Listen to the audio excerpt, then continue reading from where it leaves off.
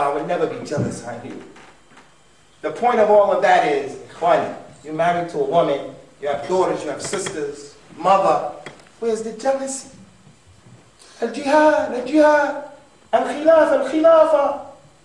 And your own wife, your own sister's not wearing hijab. Make jihad at home first. Teach those people the deen. Now, I'm not here to judge any of my sisters. I'm not here. Look, we all make mistakes. Everyone here has skeletons in his closet. Abu Usamah, the Mulvi Saab, everyone. Never think people are angels walking around. I'm just making a point here. Point is, brother, if you love too much, you'll compromise your religion. Sister, if you love too much, you'll compromise your religion and your izzah. Another problem that comes as a result of loving overboard and loving too much is that you'll make dhulm. You'll make dhulm. You'll make dhulm. You'll make dhulm. You'll oppress people if you love too much.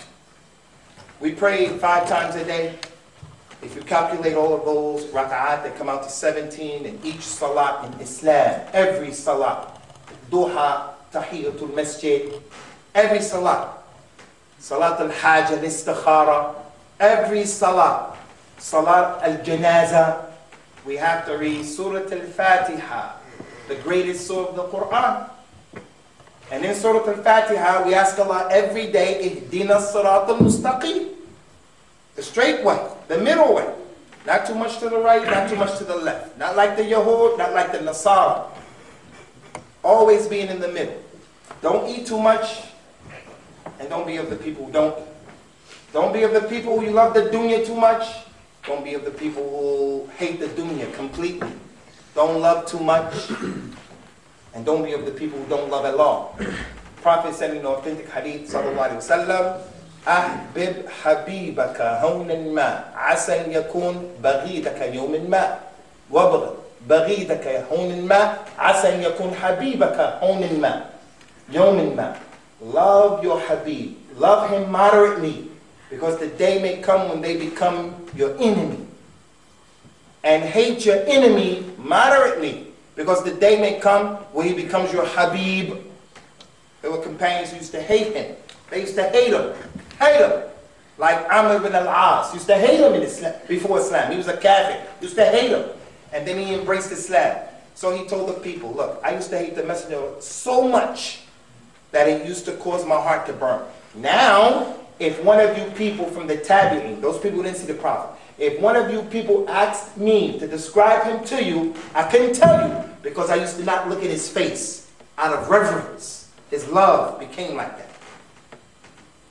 So if you love someone overboard, you hate someone overboard, the one who you hate, the truth may come to you from him, and you'll reject it because it's your enemy. And the one you love may be wrong. He may be wrong, and you won't say anything because you love him too much. So you can't go overboard, because it'll make you make dhulm. This is not only about loving a human being. This is in general. Don't love, hate anything. Allah Ta'ala mentioned in the Quran, إِنَّ الْإِنسَانَ لِرَبِّهِ لَكَنُودٌ وَإِنَّهُ عَلَى ذَلِكَ لَشَهِيدٌ وَإِنَّهُ لِحُبِّ الْخَيْرِ لَشَدِيدٌ. Verily, mankind, they are extremely ungrateful to their Lord. And verily, all of them bear witness to that on themselves. He gave them life, he gave them sight, he gave them the ability to hear, intellect, good health, gave them youth, then put them in Palestine, where they can't sit like this to practice their religion. At any moment, if they were in Palestine, the caterpillar bulldozer can come and knock over the place. We can all get killed. There's a ni'mah. The amount of food. You guys, you brothers, you sisters are students in this university, and your standard of living is far greater than the standard of living of many of our brothers who come from the countries we come to. You're Somalian.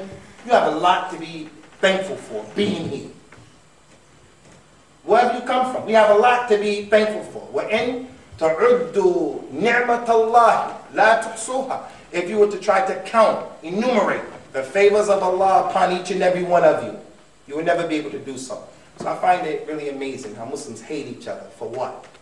I hate you, you hate me. At this critical time, because I'm not on your madhab, you're not on my madhab, my color, your color. With all of our real enemies coming against us, we find the time to hate each other. Over what? Not just you and I. I'm talking about family members as well. Ongoing disputes that have nothing to do with the price of peanuts. So anyway, the point is, mankind is extremely ungrateful. And he's bearing witness to that over himself. He won't get up for Salat al-Fajr. Won't pray 5 prayers a day. 5 times a day. And the window of opportunity between those prayers are easy, relatively speaking. Yes, he has to make some effort. And then he turns around and says, I love Allah. I love Rasulullah. I'm going to do the Prophet's birthday and all of that. But you don't pray Salatul Fajr.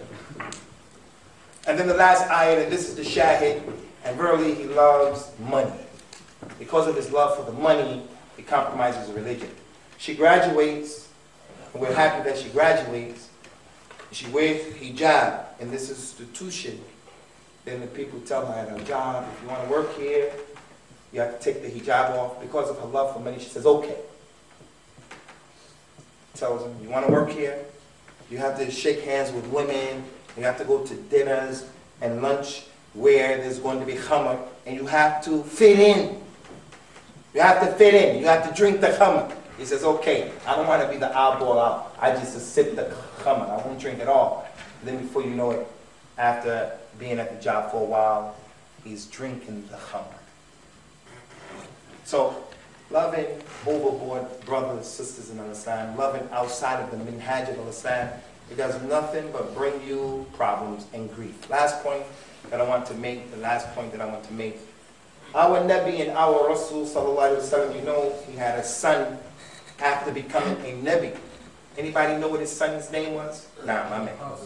Huh? Qasim was before he became a Nabi, the son of Khadija. After becoming the Nabi, he had one son. Anyone know? Ibrahim. He named him after his father, Ibrahim, the Khalil of Allah. Now you guys have to bear with me now. You have to focus here. He had a son, Ibrahim. That was after he lost all of his sons. Qasim, Abdullah, he lost them before he became a Nabi in Jahiliyyah. And the Kuffar, the Quraysh, the Arabs, they were a masculine people. And everything about the Arabs is not necessarily bad. Yes, they buried their women alive and all of that. They had a lot of crazy stuff. But the Arabs as a people, in my opinion, they have some virtues in Islam, unlike any other people. Anyway, the non-Muslims used to give them a hard time. You don't have any sons. You don't have any sons to carry your name, Ya Muhammad. You're da'if. You're weak. You have no sons.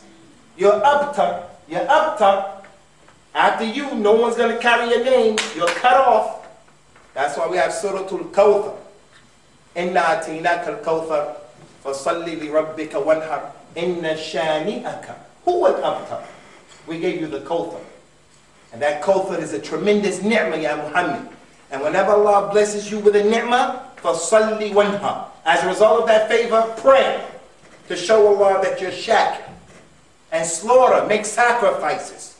Allah gave you a ni'mah, Ya Muhammad. He gave you the Kawthar. So pray and make sacrifices. That's an example that the Prophet gave us. Pray and make sacrifices. Don't just give lip service. That's the Nabi of al-Islam. Allah gives you something, prove it by getting up for Fajr. He was praying, sallallahu alayhi wa sallam, and the back of his feet, right here, the back of his feet, they were swelling and the little blood was coming out. Aisha said, Ya Rasulullah, why are you doing this to yourself? Allah is forgiving you for your mistakes that went in the front and going to come in the back. He said, Ya Aisha, أَفَلَا كُنْ عَبْدٍ مَشْكُورًا? Should I not be a slave who is thankful to Allah? That's why I'm praying like this. Look what Allah gave me. I'm the Sayyid of Bani Adam. I'm going to get the Maqam al-Mahmud. Allah gave me the last Quran.